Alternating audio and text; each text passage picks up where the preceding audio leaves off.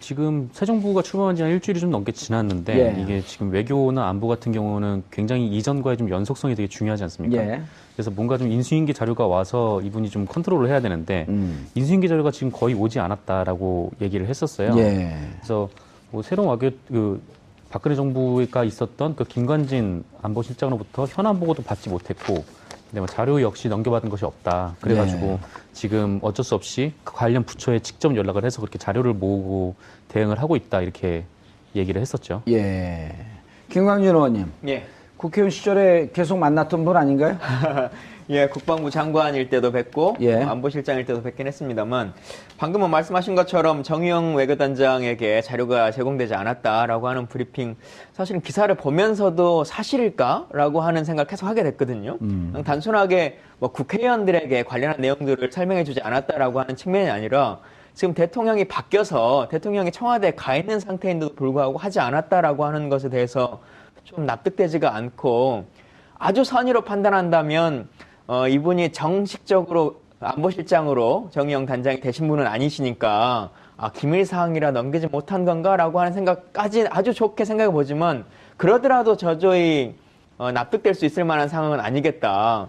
그리고 국정인수라고 하는 것을 하기 위한 기본적인 프로세스를 다 해줘야 되는 것인데 그러지 않고 있는 이 모습들을 보면서, 그러면서 겉으로는 여러 행사들은 지금 다 김관진 실장이 막 하고 있는 거지 않습니까? 과연 이게 정상적인 상황일까라고 하는 고민들이 많이 되네요. 저기 변호사님, 나 변호사님. 예. 정의용 외교안보 단장, 이분이 이제 17대 때 국회의원도 하셨고요. 예. 그리고 외교관으로서 이제 이렇게 잔뼈가 굵은 분인데, 예. 외교안보 단장 대통령이 임명한 거 아니에요? 예. 지금 이제 김광진 의원께서는 백보 첨보 양보를 하더라도 예. 아직 실장으로 임명이 안 돼서 안 주는 거 아니까.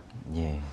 그런데 이런 행위는 이게 불법도 아니고 막가파 아니에요? 배째라는 거 아니에요? 뭐 이제 사실상 정치적인 제스처가 아닌가 이제 그런 예. 생각이 드는데, 이제 워낙 그전 박근혜 정부와 지금 현 문재인 정부가 그 예. 외교 정책에 있어서 기조가 많이 다르니까 뭔가 불만을 지금 이제 애둘러서 표현을 하고 있는 게 아닐까 싶을 정도로 이제 상당히 좀 의문이 가는데, 이제 저는 한번 그런 생각도 해봅니다. 과거 이제 박근혜 정부에서 외교라든가 그런 것들이 어떤 국민적 합의 없이, 공론화 과정 없이 굉장히 독단적이고 전격적으로 이루어졌던 면이 많았었습니다. 뭐 사드 배치 문제도 그랬고 위안부 합의 문제도 그랬습니다.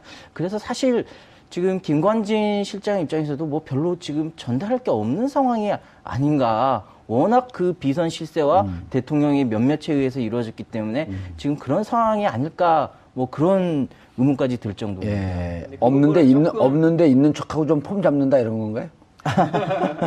조금 근데 다르게 생각해서 보자면 없지는 않을 거라고 생각이 들어요. 예. 그리고 그동안 어찌 보면 그 외교안보 분야의 비선 실세로 계속적으로 역할을 했던 게 김관진 실장이었고, 이명박 정부부터 박근혜 정부까지 연임해서 국방장관을 쭉 해왔고, 최장기 국방부 장관 그렇죠. 했잖아요. 최장기 국방장관의 안보실장까지 쭉 해왔던 분이기 때문에 본인이 지금까지 모든 의사결정을 다 해왔죠. 예. 그리고 특히나 지금 외교안보에서 가장 중요한 이슈 중에 하나인 사드라고 하는 것에 있어서도 문재인 대통령이 후보 시절부터 계속 해왔던 것들이 지금은 내가 후보된 입장이기 때문에 관련한 자료들을 정확하게 보고받지 못한다.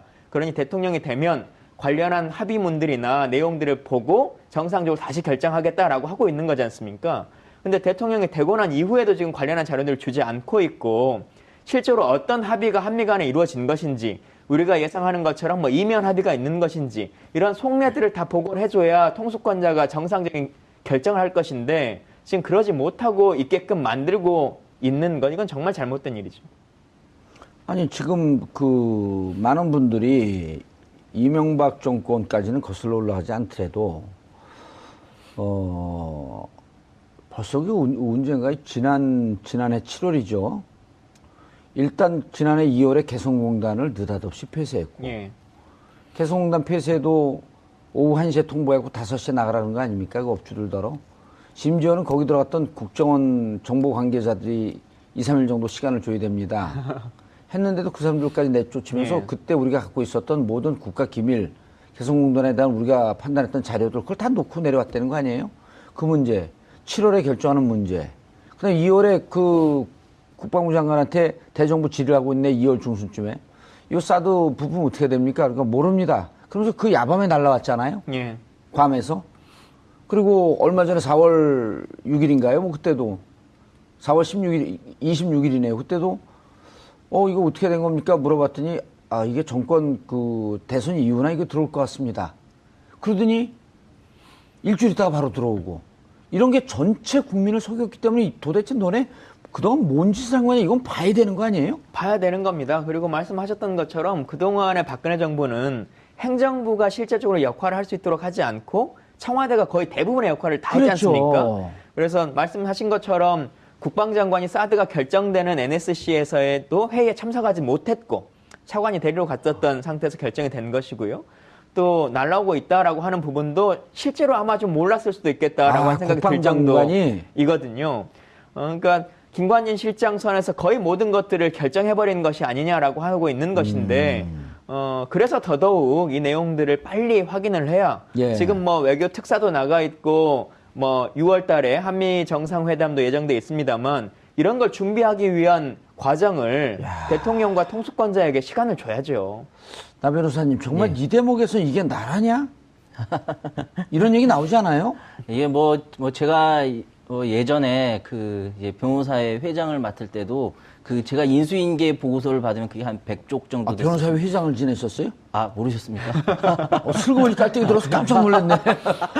한 3년 전에 이제 어디 변호사회 회장? 서울지방변호사에 했었습니다. 서울지방변호사회. 네, 그때도 이제 저희가 인수인계를 봤는데 이제 보고서가 한 100쪽 정도 됐었습니다. 근데 그때도 그 인수인계 보고서가 이 100쪽 가지고 어떻게 이 많은 변호사들 관련 업무를 다 하냐 그렇게 얘기를 했는데 지금 보면 청와대에서 인수인계한 보고서가 100쪽이라는 겁니다. 그러니까 지금 거의 깡통을 그냥 가져다 주고 한번 들여다 봐라 지금 그런 수준인 거죠. 변호사회는 그래도 사회적 직급이 있잖아요. 제가 깔때기 한번 들이대면 제가 조기축구 회장 인수인계할 때 그때도 그 기록이요. 그 입출입 기록, 그 다음에 우리가 주로 거래하는데 이런 서류가 한 50페이지에서 100페이지 돼요. 맞습니다. 웬만한 조기축구회도 그렇습니다. 맞습니다. 근데 지금 이거 안 하는 거 아니어서 한 조기축구 회장이 그걸 인수인계 안 했다가 회원들한테 진짜 비 오는 날 먼지 나도록 맞았어요. 그러니까 이제 김관진 실장 입장으로 되돌아가 보면은 만약 본인이 많이 알고 있는 상황이라면은 사실 그렇게 보입니다. 이제 뭔가 캥기는 게 있다는 거죠. 이게 형사적으로 무슨 수사 대상이 되는 거 아닌가요?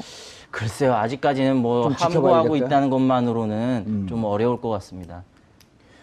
김 의원님, 추정해보건데 지금 그 김관진 안보실장이 맥마스터 미국에 2번에 갔다 왔단 말이에요. 그러니까 실질적으로 보면 안보 측면에서 자기가 대통령 놀이를 하고 있었던 거거든요. 사실상 그런 역할들을 쭉 해왔었고 최근에도 한 5차례 전화통화를 했지 않습니까? 그러니까요. 그러면서 국내 정치적 몇 가지 새로운 정부가 입장을 내면 맥베스터와 통화를 해가지고 뭔가 예전 정부처럼 그 입장을 그대로 고수시키도록 만들고 하는 일들을 해왔었는데 이것도 좀 정상적이지 않은 것이고요. 지금 문재인 대통령께서도 빨리 외교안보 라인에 대한 인선을 하셔서 이 분야에 대한 정상화를 하시는 것도 필요하겠다라는 생각이 들고 우리가 박근혜 최순실 게이트에서 국정농단 사건이 벌어졌을 때 최근에 조금 잠잠해졌습니다만 그 게이트의 뒷물에 항상 나왔던 것 중에 하나가 다 했는데 외교안보 분야는 안 했겠느냐라고 하는 얘기들이 나왔지 않습니까? 그렇죠. 특히나 로키드 마틴사와 관계되는 여러 가지 이야기들이 나왔었는데 사드 제작사가 로키드 마틴사 아니에요? 그렇죠. F-35 도입이나 다 로키드 마틴사와 연관되는 것인데 이런 부분들도 흐지부지 넘어갈 것이 아니라 새 정부에서 다시 한번 돌이켜보고 행정 절차상에 문제가 있었다면 그리고 그 문제라고 하는 것이 개인의 비위나 이런 것과 연관이 된다면 지금이라도 다시 한번 밝혀봐야 된다고 생각합니다. 그 말씀은 이해를 하겠는데 외교안보 라인이 빨리 인선되는 건 전 반대네요. 왜냐면 그 인선되면은 거기 비서관으로 들어가면 못 나오실 거 아니에요. 거기 그 인선 하마평은 안 오르고 있나요?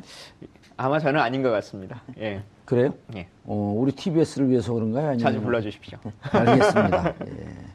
그런데 이제 그 홍석천 특사가 나갔잖아요. 정말 아무것도 모르고 나간 거예요, 그러면은? 홍석현 특사는 일단 대통령의 의중을 전하러 간 것이고 사드가 어떻게 진행되는지 좀 알아야 될 거 아니에요. 그러니까요. 잘못된 거죠. 그 내용들을 진짜 다 보고를 받고 정확하게 통수권자의 입장이 정리된 상태에서 나가야 되는데 지금은 좀 그러지 못한 부분들이 있고요. 다만 문재인 대통령께서 국방위원회 생활도 국회의원 하는 동안 하셨고 하셨죠. 또 국회의원 대통령이 당선 가능성이 높은 상태였기 때문에 안보 자문단을 통해서 여러 가지 의견은 정확히 갖고 계시죠.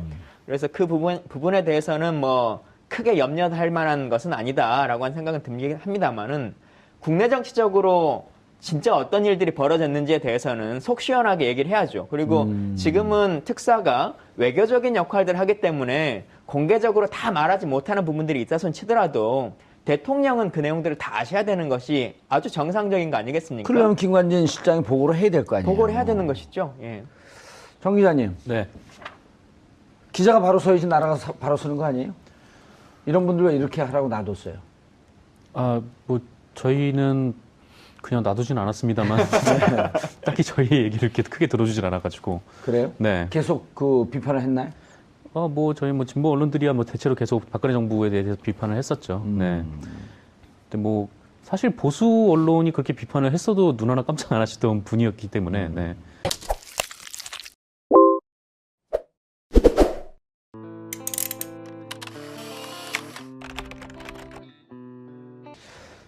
지금 새 정부가 출범한 지 한 일주일이 좀 넘게 지났는데 이게 지금 외교나 안보 같은 경우는 굉장히 이전과의 좀 연속성이 되게 중요하지 않습니까? 그래서 뭔가 좀 인수인계 자료가 와서 이분이 좀 컨트롤을 해야 되는데 인수인계 자료가 지금 거의 오지 않았다라고 얘기를 했었어요. 그래서 뭐 새로운 박근혜 정부가 있었던 그 김관진 안보실장으로부터 현안 보고도 받지 못했고, 근데 뭐 자료 역시 넘겨받은 것이 없다. 그래가지고 지금 어쩔 수 없이 그 관련 부처에 직접 연락을 해서 그렇게 자료를 모으고 대응을 하고 있다 이렇게 얘기를 했었죠.